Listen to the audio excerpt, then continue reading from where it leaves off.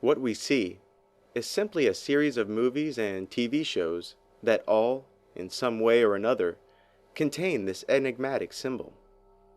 But how is this symbol used? And is its use in movies and television programs consistent with Egyptian mythology or modern-day Satanists? Perhaps by examining the context in which the all-seeing eye is used, we may glean some wisdom regarding the meaning of this ancient symbol. The most common use of the all-seeing eye in movies associates the symbol with the villain, and the most glaring example is the cartoon TV series Minority. Minority is a Cartoon Network television show about a group of minority superheroes comprised of a black guy, a Jew, a Mexican, an Indian, and a wheelchair-bound Chinese guy. The villain of the show, a man called White Shadow, has a pyramid for a head. The White Shadow, together with his racist gang, make a career out of attacking and defaming minorities. The heroes of the show, the Minority, usually thwart the evil plans of the White Shadow. The show is loaded with racist jokes and innuendos. The pyramid and all-seeing eye are blatantly expressed on the face of the central villain. How many times are we going to use snakes to try to kill non-stop? Anyone? Anyone? I have to say, in my professional opinion, money-wise, bang for the buck-wise, snakes have to absolutely be the worst way to kill people. Great. Gargoyles is a Disney cartoon series about a group of crime-fighting gargoyles that fight crime by night and become stone statues by day. In one episode, an FBI agent becomes obsessed with exposing a powerful secret society called the Illuminati. In the television show, it is alleged that the Illuminati always have a membership of 666 people, and even the United States president is in the pocket of this secretive group.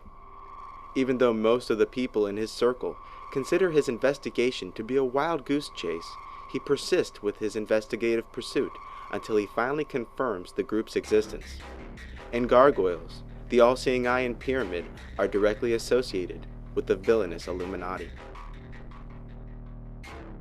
Mace Malone vanished, over 70 years ago, and is probably dead.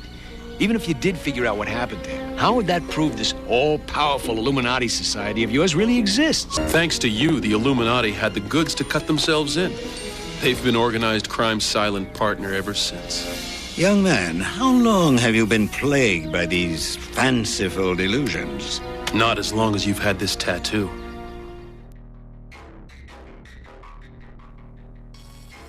The Handmaid's Tale takes place in an alternate reality in a country called Gilead. In the movie, the country has become a theocratic police state that has been ravaged by poisons that has left the female population mostly infertile. The small sliver of women who are still fertile, called handmaids, have been gathered to a camp where they are assigned the task of bearing children. The government of the country, who is under attack by a growing rebellion, has for its emblem an all-seeing eye and pyramid.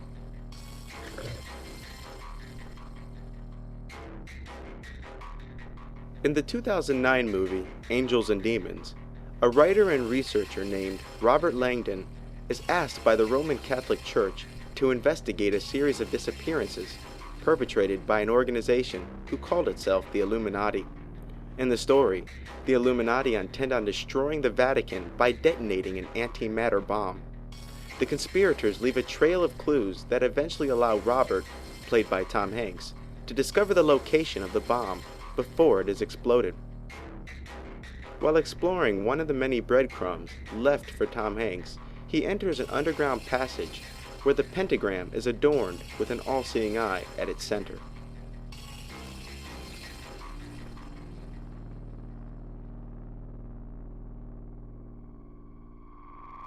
Film From Hell, Johnny Depp plays Frederick Aberline, an opium-smoking inspector asked to investigate a series of gruesome murders that has the citizens of London in an uproar. As the movie progresses, it becomes clear that Frederick Aberline's investigation is being impeded by local Freemasons who occupy much of London's positions of power. One of Frederick's opium-induced visions reveals that the Jack the Ripper murders are somehow tied to the Freemasons, and it is here where the viewer is exposed to the all-seeing eye.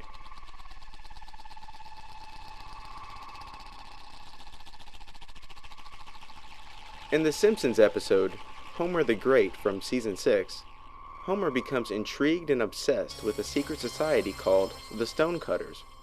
After failing to gain membership on his own, he discovers that his father is a member of the Stonecutters, and this finally affords him an opportunity for entry into the group.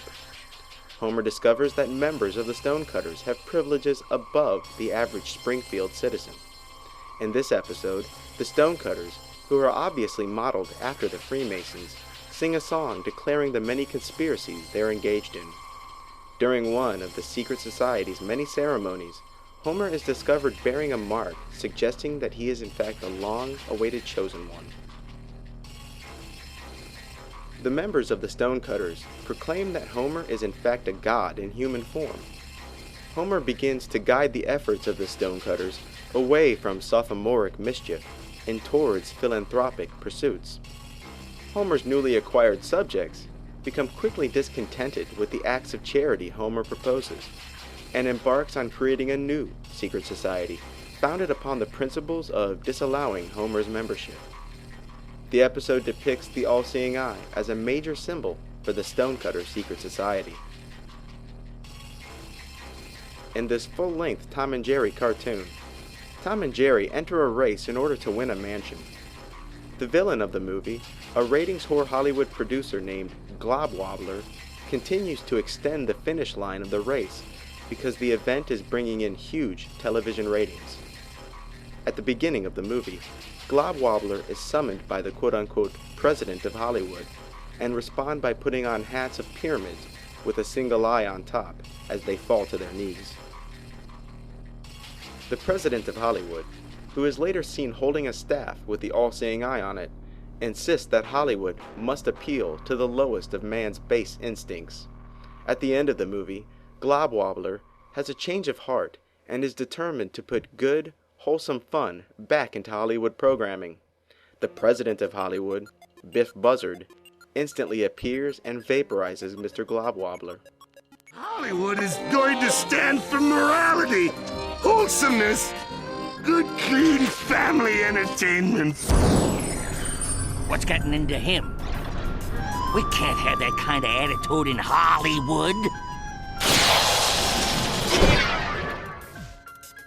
Any Given Sunday is about a professional football team called the Miami Sharks that is slowly falling apart.